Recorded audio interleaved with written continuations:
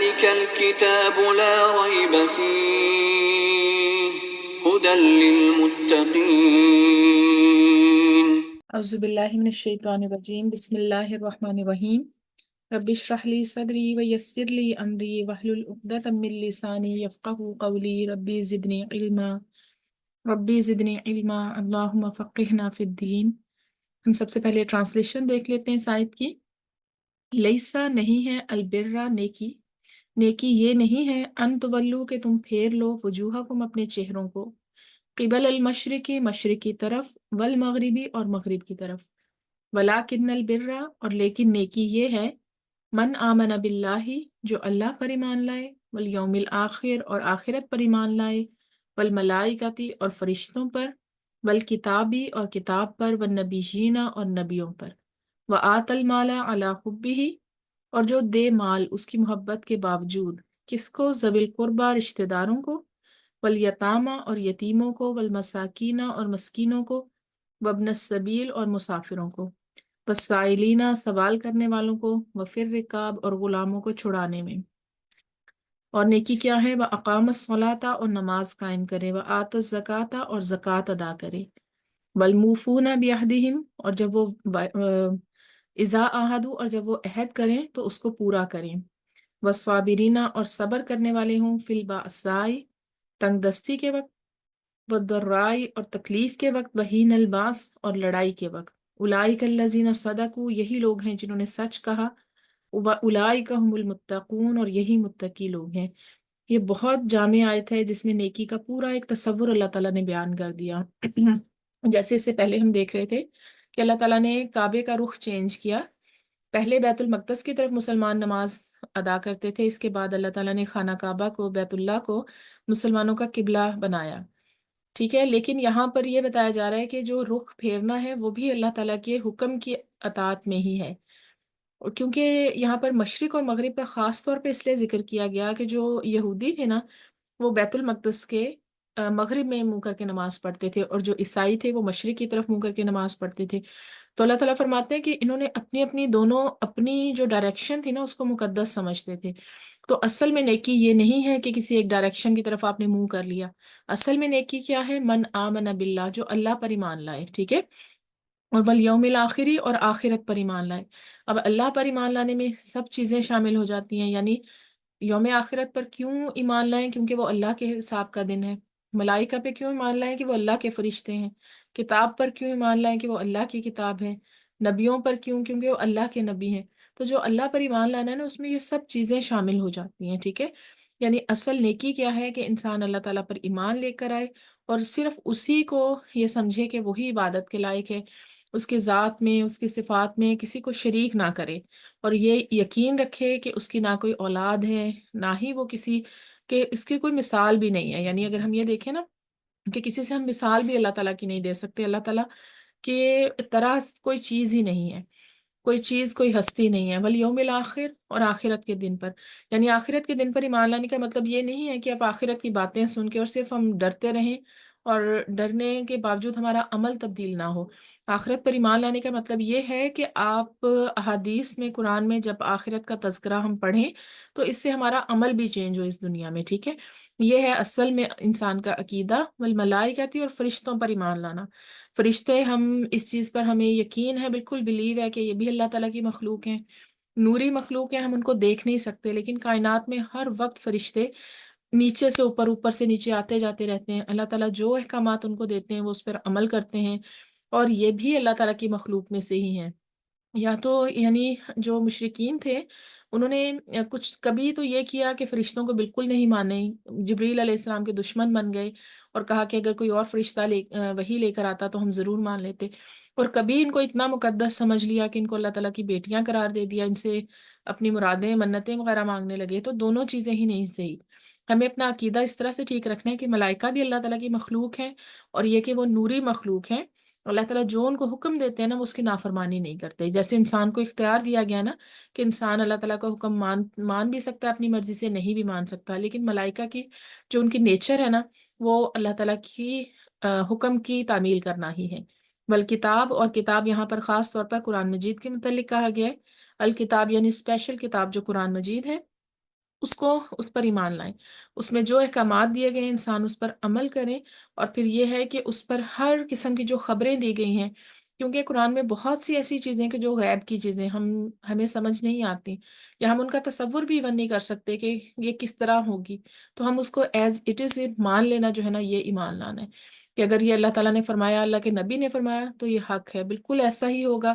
ہمارا ذہن، ہمارا دماغ اس چیز کا تصور نہیں کر سکتا، لیکن اس پر اس کو بن دیکھے جو ایمان لانا ہے وہ ہم پر فرض ہے۔ والنبی ہینا، اور اس میں تمام نبی آ جاتے ہیں، یعنی انسان یہ یقین رکھے کہ محمد صلی اللہ علیہ وآلہ وسلم تو ہم ان کی امت ہیں، لیکن اس کے بعد جو باقی اس سے پہلے بھی انبیاء آئے ہیں، یہ سب اللہ تعالیٰ کے نبی تھے، اور اللہ تعالیٰ کے خاص چنے ہوئے لوگ تھے، اور انہوں نے اللہ کی طرف سے جو پیغام پہنچایا، بالکل انہوں نے اپنا فرض پورا ادا کیا، اور یہ کہ ہم مطلب ان سب کو ہی اللہ تعالیٰ کے نبی مانتے ہیں، اور وہ حق پر تھے، ہم یہ بھی مانتے ہیں۔ وآت المالا، پھر آگے نیکی کی مزید تفصیل آ جاتی ہے۔ یہ جو یہاں تک تھا نا، یہ ایمان انسان کے عقیدے کا تعلق تھا، اللہ پر ایمان، یوم آخرت پر ایمان، فرشتوں، کتابوں، نبیوں پر۔ آگے ہے اعمال، کہ عمل کیا کرنا ہے پھر اس ایمان کے نتیجے میں۔ وآت المال علی حبہ، اور مال دے محبت کے باوجود۔ سب سے زیادہ مال جو خرچ کرنے کا اجر ہے وہ رشتہ داروں پر ہے، سب سے پہلا درجہ انہی کا ہے، ذوی القربہ، رشتہ داروں کا۔ یعنی رشتہ داروں پہ جب آپ صدقہ کرتے ہیں نا، تو پھر اس کا دوہرا ثواب ہوتا ہے، ایک تو صلہ رحمی کا ثواب ہوتا ہے، یعنی رشتہ داری قائم رکھنے کا، اور دوسرا یہ ہے کہ آپ کو صدقہ کرنے کا ثواب ملتا ہے۔ یہ اس میں بہت زیادہ ڈیٹیلز ہیں، لیکن ٹائم کم ہونے کی وجہ سے میں اس کے بالکل آپ کو بیسک میننگ بتا رہی ہوں کہ رشتہ داروں پر خرچ کرے انسان۔ پھر والیتامہ، اور یتیم کون لوگ ہوتے ہیں کہ جو اپنے یعنی والدین سے، باپ سے محروم ہو جائیں چھوٹی ایج میں، ٹھیک ہے، کیونکہ جب انسان بالغ ہو جاتا ہے تو پھر وہ یتیم نہیں رہتا، پھر وہ اپنا خود سرپرست ہو جاتا ہے۔ تو ایسے بچے جو کہ والد کی شفقت سے محروم ہو جائیں، اللہ تعالیٰ نے ان کو ایسے نہیں چھوڑا، ان کو سوسائٹی کی ذمہ داری بنایا کہ اس پر خرچ کریں، ان کو ایسے نہیں چھوڑ دیں۔ وہ صرف اسی کی اولاد نہیں تھے کہ جو دنیا سے چلا گیا، پوری سوسائٹی کی، امت مسلمہ کی ذمہ داری کہ ایسے بچوں کی کفالت کریں اور ان کا خرچ اٹھائیں۔ والمساکینہ، اور مسکین، مسکین یعنی وہ شخص ہوتا ہے کہ جو فقیر نہیں ہے، مانگتا نہیں ہے لوگوں سے، لیکن اس کے پاس اتنا مال بھی نہیں ہے کہ وہ اپنی ضروریات صحیح طرح سے پوری کر لے۔ لوگ اس کو سمجھتے ہیں کہ اس کے پاس بہت مال ہے اور اس کا کوئی مدد نہیں کرتا، تو ایسے لوگوں کو، ایسے سفید پوش لوگوں کو ڈھونڈ کر کے جو خود سے سوال نہیں کرتے، ان پر مال خرچ کرنا بہت بڑا اجر کا باعث ہے۔ وابن السبیل، اور مسافر، مسافر ایسا کہ جو اپنا علاقہ چھوڑ کے آیا ہے، چاہے وہ اپنے علاقے میں بہت زیادہ امیر تھا، سفر میں کچھ ایسے حالات پیش آ گئے کہ جو یعنی اس کے پاس کچھ نہیں رہا، یا کوئی چوری ہو گئی یا کچھ، تو آپ اس پر بھی اپنا مال خرچ کریں، یہ بھی بہت زیادہ اجر کا باعث ہے۔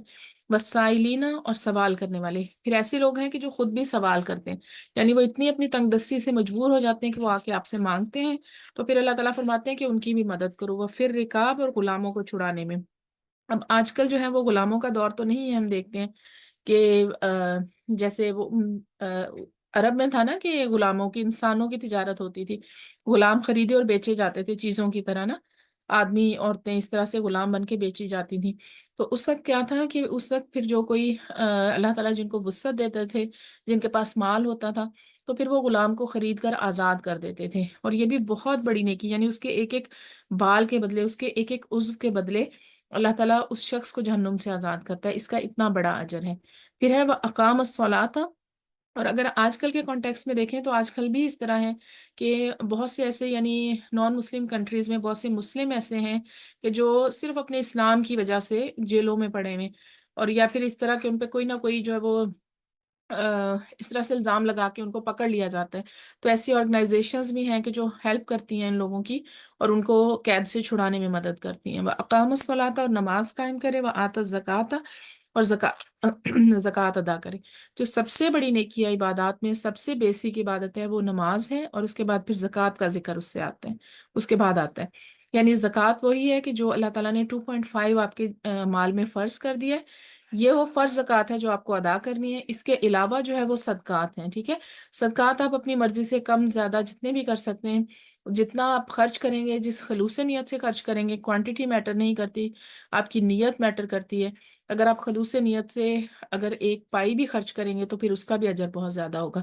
اور زکوٰۃ تو فرض ہے کہ وہ آپ کو اللہ تعالیٰ کے طے کردہ یعنی اماؤنٹ کے مطابق ہی دینی ہے۔ والموفون بعہدہم اذا عاہدوا، پھر ایمان والوں کی خصوصیت اللہ تعالیٰ نے بتائی کہ وہ ایسے لوگ ہیں کہ جو وہ وعدہ کرتے ہیں تو پورا کرتے ہیں.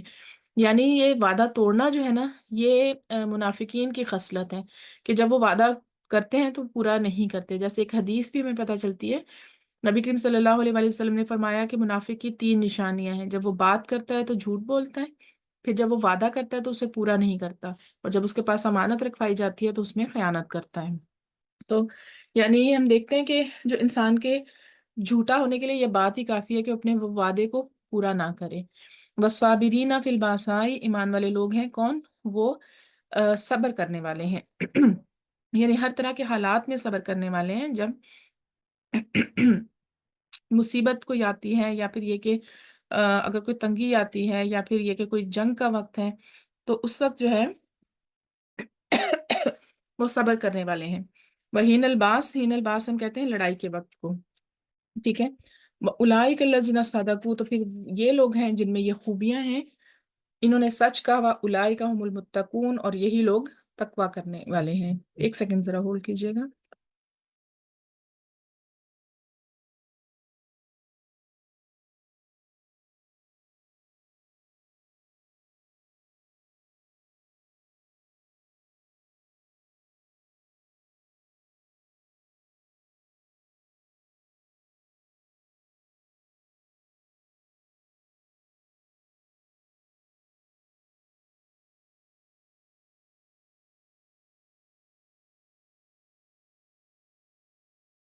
جی سوری. اولئک الذین صدقوا، یہی لوگ ہیں جنہوں نے سچ کہا، اور یہی متقی لوگ ہیں. یعنی اوپر جو خصوصیات بھی اللہ تعالیٰ نے بتائی ہیں، یہ سب متقی لوگوں کی خصوصیات ہیں.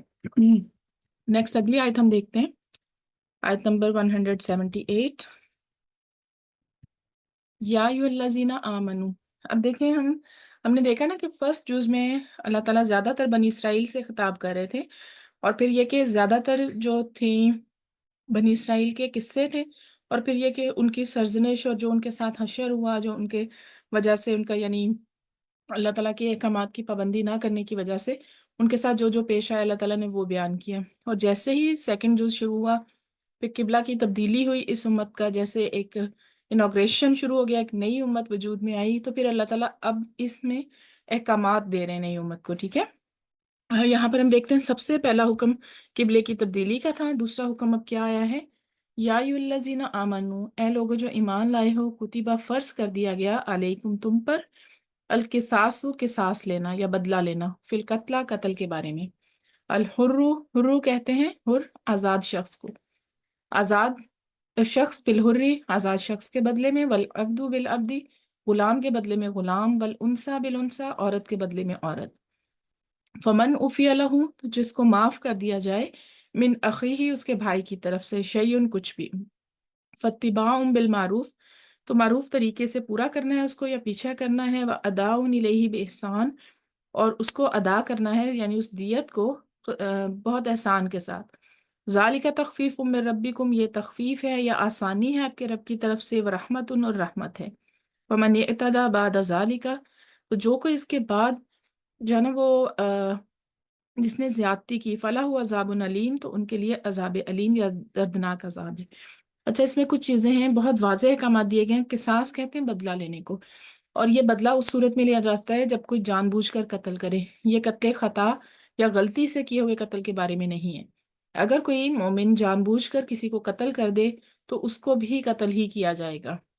اور بالکل ویسے ہی اللہ تعالیٰ نے اجازت دی ہے کہ اگر کوئی آزاد انسان تھا، اس نے آزاد مطلب کسی کو قتل کیا، تو اس کے بدلے آزاد انسان ہی قتل کیا جائے گا. یہ نہیں ہوگا کہ اس کے بدلے کوئی غلام پیش کر دیا جائے. اگر کسی غلام نے کسی کو مارا تو اس کے بدلے ایک غلام ہی بدلے میں مارا جائے گا. ٹھیک ہے، والانثیٰ بالانثیٰ، عورت کے بدلے میں عورت. اب آگے آتا ہے کہ فمن عفی لہ، تو جس کو معاف کر دیا جائے اس کے بھائی کی طرف سے.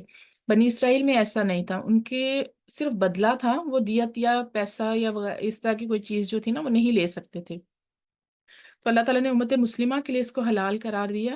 اللہ تعالیٰ نے فرمایا کہ یہ اللہ تعالیٰ کی طرف سے آسانی ہے اور رحمت ہے.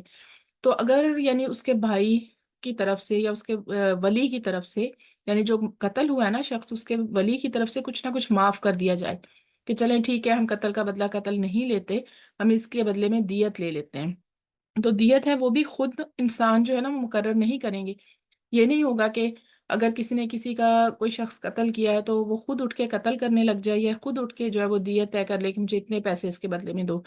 بلکہ یہ مقدمہ جو حکومت ہے وہ طے کرے گی، جیسے کہ اس دور میں قاضی ہوتے تھے وہ طے کرتے تھے کہ اگر اب دیت لینے پہ پہلے راضی کیا جاتا تھا، اور اگر ولی نہیں مانتے تھے دیت لینے پر تو پھر یہ کہ اس کے قتل کے بدلے قتل ہی کیا جاتا تھا. اور پھر یہ کہ اللہ تعالیٰ نے فرمایا کہ اگر دیت طے ہو جائے تو فاتباع بالمعروف اداء الیہ بإحسان، تو اسے اچھے طریقے سے پھر ادا کرو. اور اس میں کوئی برائی بھی نہیں ہے. جیسے اگر ہم یہ دیکھیں نا، آج کل لوگ اس چیز کو یہ سمجھتے ہیں کہ مطلب برا محسوس کرتے ہیں کہ لوگ کیا کہیں گے کہ اپنے بھائی کا یا اپنے جو بھی قتل ہوا اس کا خون بیچ دیا، اس کے بدلے پیسے لے لیے. حالانکہ اس میں کوئی بری بات نہیں. اگر اللہ تعالیٰ نے اجازت دی ہے، قتل تو وہ جو ہو گیا، لیکن اب اس کے بعد پھر اس کے پیچھے فیملی بھی ہے یا کچھ بھی، اگر اس کو آپ مطلب تھوڑا وہ اس میں کرتے ہیں کہ مالی امداد کر دیتے ہیں جو اللہ تعالیٰ نے طے کی ہے، تو اس میں کوئی حرج نہیں ہے. اللہ تعالیٰ فرماتے ہیں کہ ذالک تخفیف من ربکم ورحمہ، اللہ تعالیٰ کی طرف سے رحمت ہے. فمن اعتدی بعد ذالک، تو اس کے بعد جو زیادتی کرے گا. زیادتی کیسے ہو سکتی ہے؟ کہ جن کا کوئی قتل ہوا، انہوں نے دیت بھی لے لی. دیت کہتے ہیں اس پیسے کو جو اس قتل کے بدلے میں لیتے ہیں. انہوں نے پیسے بھی لے لیے، اس کے بعد میں چھپ کر جو ہے وہ اس بندے کو بھی مار دیا. یہ بھی زیادتی ہے. اور یا پھر یہ ہے کہ دیت طے ہو گئی اور جنہوں نے دیت دینی تھی انہوں نے طے کرنے کے بعد اپنا آدمی جو تھا وہ بچا لیا لیکن دیت ادا نہیں کی، تو یہ بھی زیادتی ہے. تو اللہ تعالیٰ فرماتے ہیں کہ یہ ایسا کرنے والے پھر عذاب ہے، جو اللہ تعالیٰ کے حکموں کے ساتھ جو ہے نا وہ ایسے کھیل تماشا کرتے ہیں. پھر یہ ہے کہ یہ مقتول کے جو وارث ہیں نا، ٹوٹلی اسی کے اوپر ڈیپینڈ کرتا ہے کہ وہ دیت لینے پر راضی ہیں یا نہیں راضی. ان کو کوئی فورس نہیں کر سکتا. جیسے ابھی آج کل کے ہم دیکھا جائے، ہماری سوسائٹی میں یہ چیز رائج ہے کہ اگر کوئی دولت مند ہے نا، وہ کوئی قتل کر دیتا ہے تو پھر وہ کیا کرتا ہے، وہ پریشر ڈلواتا ہے، وہ زبردستی مطلب اس کو راضی کرتا ہے کہ یہ دیت لے لیں، کچھ پیسے لے کے چپ ہو جائیں اور ہمارے اوپر مقدمہ نہ کریں. تو یہ چیز جائز نہیں ہے. یہ صرف وہ مطلب وداؤٹ پریشر وہی ڈیسائیڈ کر سکتے ہیں مقتول کے ولی کہ انہوں نے دیت لینی ہے یا پھر وہ بدلہ لینا چاہتے ہیں. پھر آگے اللہ تعالیٰ فرماتے ہیں کہ وَلَكُمْ فِي الْقِصَاصِ حَيَاتٌ، اور تمہارے لیے قصاص میں یا بدلہ لینے میں زندگی ہے، یا اولی الالباب، اے عقل والو، لعلکم تتقون، تاکہ تم بچ جاؤ. تو ہم یہ دیکھتے ہیں کہ یہاں پر تو بدلہ لینے کی بات ہو رہی، تو یہاں پر زندگی کیسے ہے؟ اللہ تعالیٰ فرماتے ہیں کہ یہ جو بدلہ لیا جاتا ہے نا، ایک قتل کے بدلے میں اسی انسان کو قتل کیا جاتا ہے جس نے قتل کیا تھا. تو یہ کیا کرتا ہے، یہ پھر بہت بڑے فتنے سے روک دیتا ہے. اگر معاشرے میں سوری اگر معاشرے میں اسلامی سزائیں جو ہیں وہ رائج ہوں گی، قتل کے بدلے اس انسان کو قتل کیا جائے گا، سرے عام اس کو پھانسی دی جائے گی، تو نیکسٹ جو ہے وہ اس طرح کے فساد اور قتل جو ہیں وہ رک جائیں گے. اس میں معاشرے کی زندگی ہے.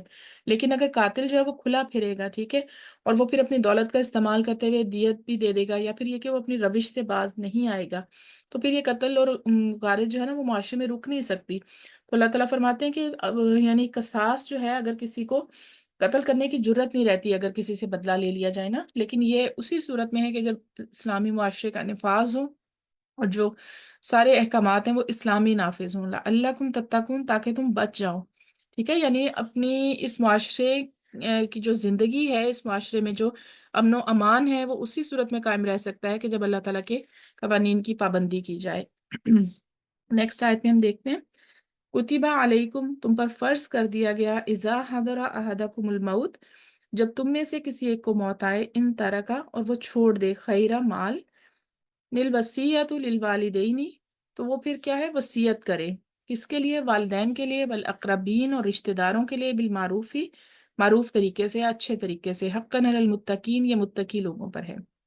تو یہاں پر اللہ تعالیٰ فرما رہے ہیں کہ اگر کسی کو پہلے تو یہ تھا نا اچانک موت کی یا قتل کی بات ہو رہی تھی، اب ایسا شخص ہے کہ جس کو موت یہ آ جائے نا، یہاں پہ لکھا ہوا ہے کہ موت آ جائے، یعنی جس کو محسوس ہو کہ اس کی موت آنے والی ہے، یعنی جو بیمار ہے یا جس طرح بھی ہے. اور اس کے علاوہ بھی عام طور پر بھی وصیت جو ہے وہ اپنی ہر صورت میں لکھنے کا حکم ہے. ٹھیک ہے، تو وصیت میں کیا ہوتا ہے کہ جب کسی کے موت کا وقت قریب آئے نا، تو وہ اپنے مال کا فیصلہ کرتا ہے کہ اچھا یہ کس کو دینا ہے، یہ مجھے کیا کرنا ہے، کیسے کیسے بانٹنا ہے. تو اللہ تعالیٰ یہ چیز بھی ہمیں سکھا رہے ہیں کہ مال کو تقسیم کس طرح سے کرنا ہے. ٹھیک ہے، سب سے پہلے کس کا حق ہے؟ والدین کا حق ہے، اولاد کا حق ہے، پھر قریبی رشتہ داروں کا حق ہے، اور پھر یہ ہے کہ معروف طریقے سے مراد یہ ہے. معروف طریقے سے مراد یہ ہے کہ جو وصیت ہوتی ہے نا، وہ والدین کے لیے بھی ہے، اور اس کے علاوہ اللہ تعالیٰ نے نا حصے مقرر کیے ہیں. آگے ہم سورہ نساء میں پڑھیں گے. یہ اتنا ایک کیلکولیٹڈ حکم ہے کہ آپ اس سے بالکل باہر نہیں جا سکتے. جیسے جو بیٹا ہے اس کے 2 حصے ہیں، بیٹی ہے اس کا 1 حصہ ہے، یعنی اس سے آدھا نصف حصہ ہوگا. بیوی کا اتنا حصہ ہے، اگر والدین زندہ ہیں، دونوں زندہ ہیں تو اتنے حصے ہیں، ایک زندہ ہے تو اتنا حصہ ہے. یعنی اللہ تعالیٰ نے اتنا اتنا کھول کر بیان کر دیا ہے کہ کسی کے ساتھ زیادتی نہ ہو. اور ہمیں ان احکامات کو پڑھنے سے پتہ چلتا ہے اونیسٹلی، بلکہ مجھے بھی ایسے ہی پتہ چلا کہ رشتہ داروں کا بھی حق ہے. اب آج کل ہم دیکھیں تو یہ ہوتا ہے کہ زیادہ سے زیادہ جو امیجیٹ فیملی ہے نا، کہ اس کے بیوی بچے یا والدین کو بھی ایون کوئی نہیں دیتا. اگر کوئی اولاد فوت ہو جائے نا، زیادہ موسٹلی یہ ہوتا ہے کہ اچھا یہ اس کے بیوی بچوں کا حق ہے جو وہ چھوڑ گیا. تو اللہ تعالیٰ فرماتے ہیں کہ نہیں، رشتہ داروں کا بھی حق ہے، پھر اس کے بعد والدین کا بھی حق ہے، پھر اس کے بعد یہ ہے کہ اگر وصیت تقسیم ہو رہی ہے، آپ مال کی تقسیم کریں، اس ٹائم پہ کوئی غریب رشتہ دار آ جاتا ہے تو اس کو بھی بیچ میں سے کچھ نہ کچھ حصہ دے دیں. حقاً علی المتقین، یہ متقین پر حق ہے، اللہ تعالیٰ کی طرف سے لازم ہے یہ، جو اللہ تعالیٰ سے ڈرتے ہیں کہ وہ اپنی وصیت کو تیار رکھیں تاکہ کسی کے ساتھ بھی ان کے جانے کے بعد زیادتی نہ ہو.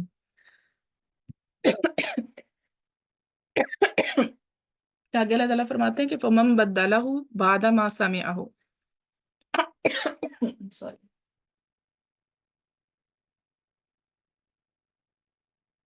پھر جو اسے بدل ڈالے، بعد ما سمیعہ، کس کو بدل ڈالے؟ وصیت کو بدل ڈالے. بعد ما سمیعہ، اس کے بعد کہ اس نے سن لیا اسے. فَإِنَّمَا، تو یقیناً، اسمہ، اس کا گناہ، علی الذین، انہی لوگوں پر ہے، یبدلونہ، جو اسے بدلیں. ان اللہ سمیع علیم، اللہ تعالیٰ سب کچھ سننے والا، سب کچھ جاننے والا ہے. تو یہاں سے ہمیں کیا پتہ چلتا ہے کہ اگر کسی نے کسی کو گواہ بنایا، یعنی اگر کوئی لکھی ہوئی وصیت نہیں ہے، سپوز اس نے سنا، اس کو کوئی اس وقت موجود تھا، اور پھر اس نے کیا کیا کہ اس نے اپنے انٹرسٹ کے مطابق یا پھر اپنی سمجھ کے مطابق کسی بھی وجہ سے وصیت کو تبدیل کر دیا، تو اللہ تعالیٰ فرماتے ہیں کہ مرنے والے پر اس کا کوئی گناہ نہیں ہے. گناہ اس شخص پر ہے کہ جس نے اس وصیت کو بدل دیا. ٹھیک ہے، کیونکہ وصیت کرنے والا جو ہے اس کو تو اللہ تعالیٰ کی طرف سے اجر مل گیا، کیونکہ اس نے اللہ کے حکم کے مطابق اپنے مال کو تقسیم کر دیا. اور پھر یہ ہے کہ گناہ اس شخص کو ملے گا کہ جس نے چینج کر دیا. تو ہم یہ دیکھتے ہیں کہ وصیت چینج کیوں کی جاتی ہے. نارملی ایسے ہوتا ہے کہ اگر کوئی اولاد ہے جس کے ساتھ والد یا والدہ، کوئی بوڑھے والدین رہ رہے ہیں، وہاں پر وہ فوت ہو گئے، ٹھیک ہے، اور انہوں نے کوئی ایسی وصیت لکھی جس میں انہوں نے اپنے کسی اور اولاد کو زیادہ حق دے دیا، یا پھر یہ کہ کوئی ایسی اولاد جس سے وہ اپنی زندگی میں ناراض تھے لیکن پھر بھی انہوں نے اپنی جاتے ہوئے وصیت میں اس کو کچھ نہ کچھ دے دیا. تو ایسے لوگ، یا ان کی امیجیٹ اولاد، یا پھر یہ کہ کوئی اور بھی رشتہ دار، وہ بدل دیتے ہیں کہ ساری عمر سنبھالا ہم نے، یا پھر یہ کہ ہم ان کا خرچہ اٹھا رہے تھے تو اب ہمارا سب سے زیادہ حق بنتا ہے کہ یہ ہمارے ساتھ رہ رہے تھے تو ہم ان کے جو ہے نا وہ اس پہ سب سے زیادہ قبضہ کر لیں. تو اللہ تعالیٰ فرماتے ہیں کہ جو اس کو کرے گا نا، بدلے گا، تو اس کا گناہ بھی اسی پر ہوگا. اور اس سے ہمیں ایک اور بھی چیز پتہ چلتی ہے کہ آنکھ جو کرنا ہوتا ہے نا، ایک انسان اگر فرض کریں کوئی والد یا والدہ اپنی اولاد سے ناراض ہے، وہ کہتے ہیں کہ میں اس کو آگ کر رہا ہوں، ایک بیٹا میرا نافرمان ہے یا کچھ بھی ہے، تو یاد رکھیں کہ اسلام میں آگ کرنے کا کوئی تصور نہیں ہے. اللہ تعالیٰ نے یہ حق دیا نا اولاد کو کہ باپ اگر دنیا سے چلا جاتا ہے، یا اگر جو بھی والد یا والدہ میں سے کوئی بھی دنیا سے چلا گیا، کچھ مال چھوڑ کے گیا، تو اللہ تعالیٰ نے اس اولاد کا حصہ مقرر کیا ہے. وہ باپ بھی خود اپنی اولاد کو آگ نہیں کر سکتا. یہ ایک بالکل غیر اسلامی تصور ہے. ہم ہر دوسرے دن اخباروں میں دیکھتے ہیں کہ میں نے اپنی اولاد کو آگ کر دیا. تو آگ کرنے کا اسلام میں کوئی تصور ہے ہی نہیں، آپ نہیں کر سکتے. ٹھیک ہے. ان اللہ سمیع علیم، اللہ تعالیٰ سننے والا ہے اور بے شک بہت زیادہ جاننے والا ہے. یعنی جو وصیت کی تھی وہ اللہ تعالیٰ نے تو سن لی، ٹھیک ہے، اور جو علیم ہے یعنی وہ بدلنے والے کی نیت کی تبدیلی کو بھی جانتا ہے، اگر وہ کہ کس نیت سے تبدیل کر رہے ہیں. اور پھر یہ ہے کہ فمن خافہ، ایک صورت ہے کہ وصیت میں تبدیلی تھوڑی بہت کی جا سکتی. وہ کیا صورت ہے؟ فمن خافہ، تو جو کوئی ڈرے، من موسن، وصیت کرنے والے کی طرف سے، جنفن، طرفداری کا، اور اسمن، یا گناہ سے ڈرے، فاصلح بینہم، تو وہ ان کے درمیان اصلاح کر دے، فلا اسم علیہ، تو اس پر کوئی گناہ نہیں. ان اللہ غفور الرحیم، بے شک اللہ تعالیٰ بہت بخشنے والا، نہایت رحم کرنے والا ہے. تو پھر اگر ہم دیکھتے ہیں کہ اس سے پہلے اللہ تعالیٰ نے فرمایا کہ وصیت کو بدلنے کی اجازت نہیں ہے، لیکن ایک صورت میں اگر کوئی متقی انسان ہے، اسے معلوم ہے کہ اس وصیت میں اس نے زیادتی کی ہے، اپنی کسی اولاد کے ساتھ زیادتی کی ہے، یا پھر یہ ہے کہ جیسے کوئی انسان، نبی کریم صلی اللہ علیہ وسلم نے ایک صحابی انہوں نے کہا کہ میں اپنا سارا مال صدقہ کرنا چاہتا ہوں، آپ نے منع کر دیا، پھر انہوں نے کہا کہ میں اپنا آدھا مال صدقہ کرنا چاہتا ہوں، یعنی وصیت میں آپ صلی اللہ علیہ وسلم نے اس سے بھی منع کر دیا، پھر اس کے بعد انہوں نے کہا کہ میں تیسرا حصہ صدقہ کرنا چاہتا ہوں، تو آپ صلی اللہ علیہ وسلم نے اس کی اجازت دی، اور یہ بھی فرمایا کہ یہ بھی بہت ہے، کس وجہ سے کہ آپ جاتے ہوئے اپنا سارا مال اگر آپ صدقہ کر جائیں اور پیچھے اپنی اولاد کو آپ فقیر چھوڑ جائیں یا انہیں محتاج چھوڑ جائیں، تو یہ بالکل بھی کوئی ایک نا تقوی پر مبنی وصیت نہیں ہے۔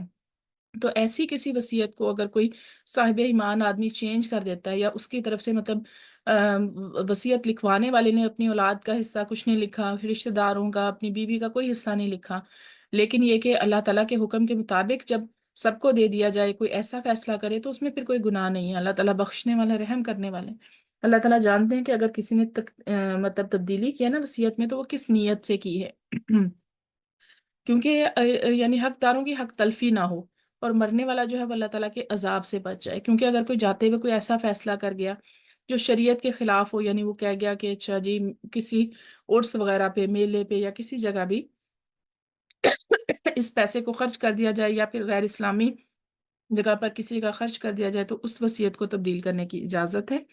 اور الحمدللہ یہاں پر ہمارا رکوع کمپلیٹ ہو گیا۔